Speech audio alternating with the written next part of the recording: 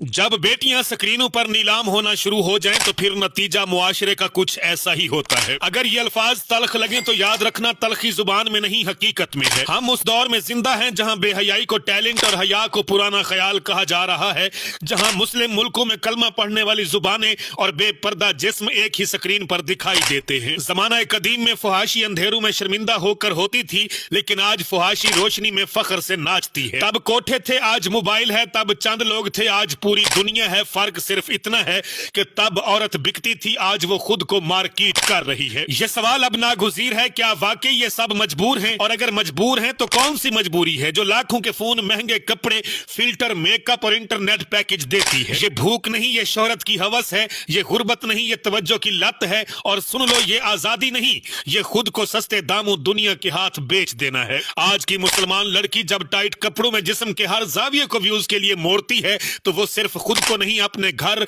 अपने नाम और अपने दीन को भी घसीटती है। और अब बातें हैं असल सवाल की जानिब के बाप कहां है, भाई कहां है और शोहर कहां है? या फिर सब ने ये मान लिया है कि गैरत अब सिर्फ स्टेटस लगाने की चीज है? और मर्दों, अपनी दाढ़ी, टोपी और मजहबी पोस्ट पर मत फखर करो जब तुम्हारी उंगली उसी वीडियो पर रुकती है जिस पर तुम जुबान से लानत भेजते हो। ये दोगलापन है और यकीन मानिए यही निफाक है। मुआशरों को अंदर से खोखला करता है। इस्लाम ने कभी ये नहीं कहा कि तुम जानवर बन जाओ और औरत को इल्जाम देकर बरियो जिम्मा हो जाओ, लेकिन इस्लाम ने यह भी नहीं कहा कि हया उतार कर उसे कंटेंट बना दो। ये आखिरी याद दहानी है। जो मुआशरा बेटी को स्क्रीन पर सजाता है वो कल उसे अदालतों में रोता देखता है। जो आज तमाशाई है वो कल मुतासरा होगा। ये डांस नहीं, ये ऐलान जवाल है। और अगर अब भी किसी को ये बात सख्त लग रही है तो समझ लो कि उसका दिल नहीं बल्कि साथ के साथ जमीर भी मर चुका है। मुआशरे में बढ़ती फुहाशी, बेहयाई और बेपर्दगी आखिर हमारी इन स्क्रीनों पे कब तक नाचती रहेगी और कब तक हम इन्हें फॉलो करते रहेंगे,